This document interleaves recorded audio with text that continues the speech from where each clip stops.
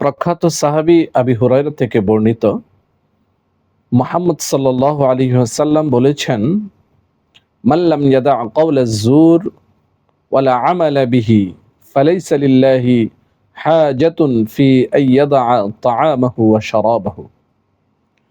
যে ব্যক্তি মিথ্যাচার ছাড়তে পারল না এবং তদনুযায়ী আমল ছাড়তে পারল না, অর্থাৎ ভ্রষ্টতার পথ, মিথ্যায় পরিপূর্ণ পথ, মন্দ কাজ যারা ছাড়তে পারল না, তাদের জন্য সারাদিন না খেয়ে থাকা, ক্ষুধা এবং পিপাসায় কষ্ট করা, এটা আল্লাহর জন্য কোনো প্রয়োজন নেই।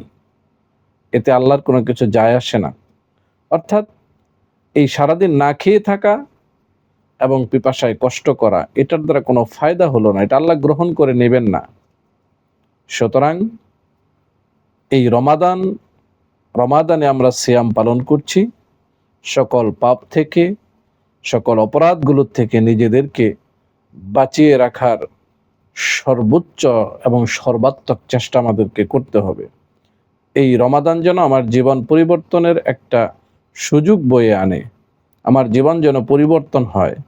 যে গুনাহের মধ্যে, যে পাপের মধ্যে লিপ্ত ছিলাম, এই রমাদানের সিয়াম পালনের মধ্য দিয়ে আমার মধ্যে যেন সেই তাকওয়ার যোগ্যতা তৈরি হয়। আমি যেন সকল অপরাধ থেকে নিজেকে মুক্ত করে আল্লাহর সন্তুষ্টির পথ ধারণ করতে পারি, সেই পথে চলতে পারি।